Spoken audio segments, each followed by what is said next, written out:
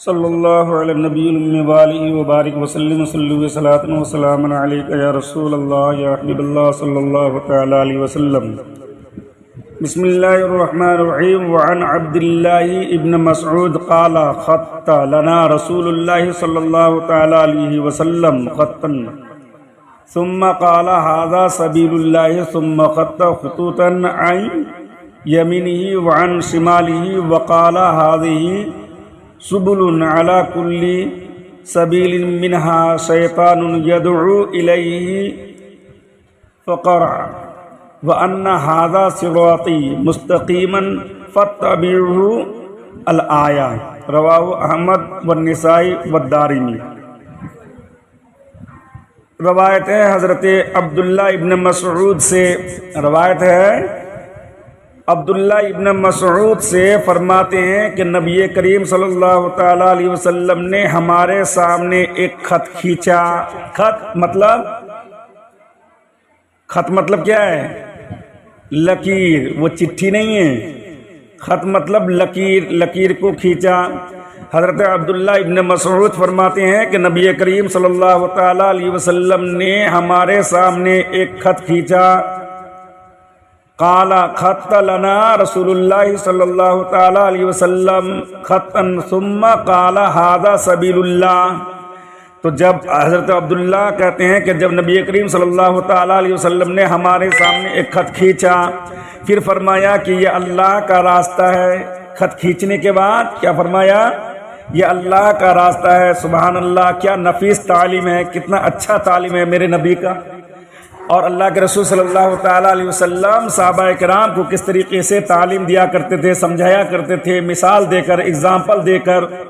اللہ کے رسول نے لکیر کو کھینچا، خط کھینچا، اور خط کھینچ کر فرمایا کہ یہ اللہ کا راستہ ہے۔ تو دین سکھانے، تعلیم دینے کا کیا طریقہ ہے؟ دین حق کو قرآن شریف میں صراط مستقیم فرمایا گیا، یعنی سیدھا راستہ جو نہایت ہی آسان سے رب تک پہنچا دے۔ حضور نبی کریم صلی اللہ تعالی علیہ وسلم نے خط کھینچ کر اس کو مثال دکھا دی۔ یہاں سبیل اللہ سے مراد سچے اعتقاد اور نیک اعمال ہے۔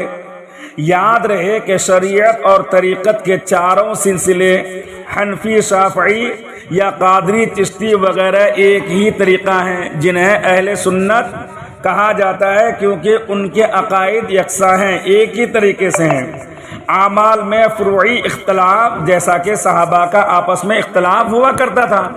اور یہ کعبہ، ایمان کے 4 راستے ہیں یا سمندر، نبوت تک پہنچنے والے 4 دریا، ان کے علاوہ دیگر مذاہب ٹیڑھے راستہ ہیں کہ وہ عقائد میں مختلف ہیں۔ تو اللہ کے رسول صلی اللہ تعالیٰ علیہ وسلم نے کیا کیا؟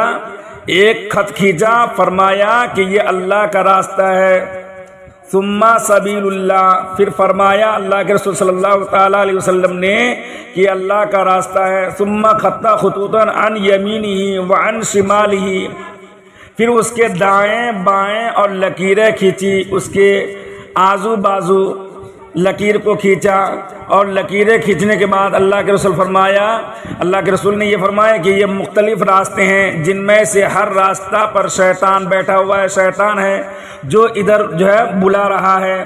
وعن یمینہ و شمالہ وقال هذه سبل على كل سبیل منها شیطان، کہ اس کے جو دائیں بائیں راستہ ہے اس میں کیا ہے؟ شیطان ہے جو اپنے طرف بلا رہا ہے۔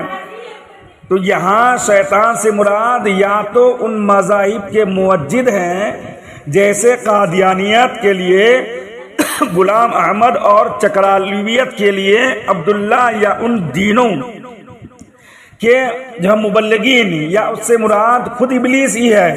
قرآن نے سرکش جنات اور گمراہ کن انسانوں کو شیطان فرمایا ہے۔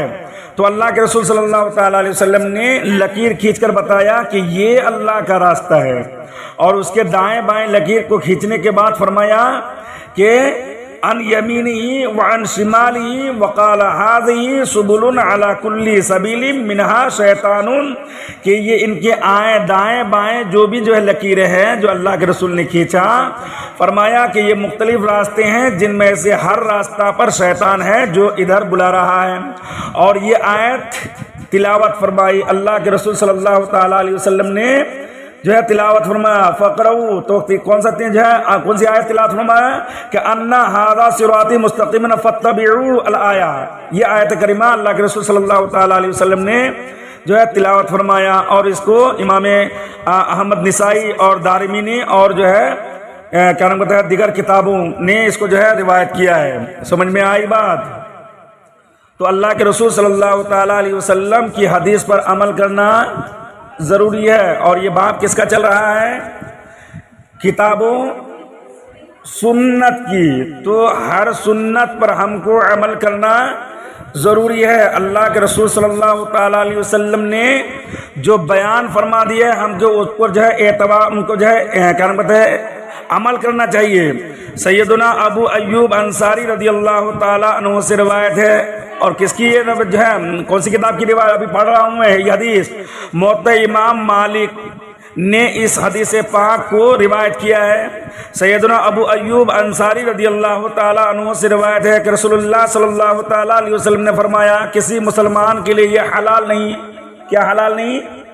اللہ کے رسول نے فرمایا کہ کسی مسلمان کے لیے یہ حلال نہیں کہ وہ 3 دن یا 3 راتوں سے زیادہ اپنے بھائی سے بائیکاٹ کرے۔ کیا کرے؟ اپنے بھائی سے بائیکاٹ کرے، یعنی کہ بات بند کر دے یا پھر بول چال بند کر دے۔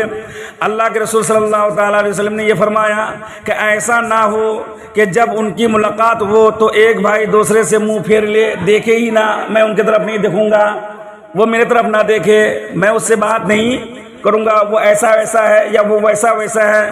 تو حضرت ابو ایوب انصاری رضی اللہ تعالیٰ عنہ سے روایت ہے کہ رسول اللہ صلی اللہ تعالیٰ علیہ وسلم نے فرمایا کسی مسلمان کے لیے حلال نہیں کہ وہ 3 دن یا 3 راتوں سے زیادہ اپنے بھائی سے بائیکاٹ کرے، ایسا نہ ہو کہ جب ان کی ملاقات ہو تو ایک بھائی دوسرے سے منہ پھیر لے اور دوسرا اس سے منہ پھیر لے۔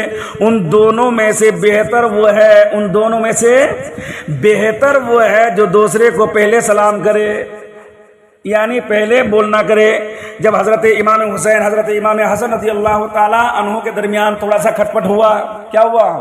ناراضگی ہوئی، تو حضرت امام حسین رضی اللہ تعالیٰ عنہ سے جب پوچھا گیا کہ اے امام حسین آخر بات کیا ہے، تم نے اپنے بھائی امام حسن سے بولنا بند کر دیا ہے؟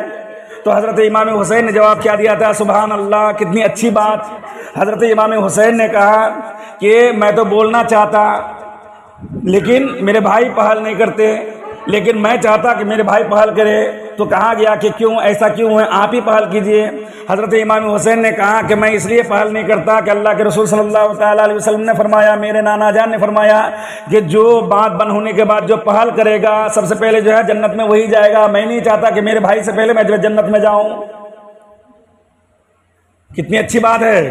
حضرت امام حسین نے کیا جواب دیا کہ میں نہیں چاہتا کہ میرے بھائی امام حسن سے پہلے میں جنت میں جاؤں، تو اس لیے میں چاہتا کہ میرے بھائی پہل کرے۔ تو 2 بھائیوں کے درمیان یا کسی کے بھی درمیان کوئی بات چیت یا کوئی بھی چیز بند نہیں ہونا چاہیے۔ مسلمان کیا ہے؟ بھائی بھائی ہیں، وہ کیا ہے؟ کلو مومنون اخوہ، ہر مومن بھائی بھائی ہیں۔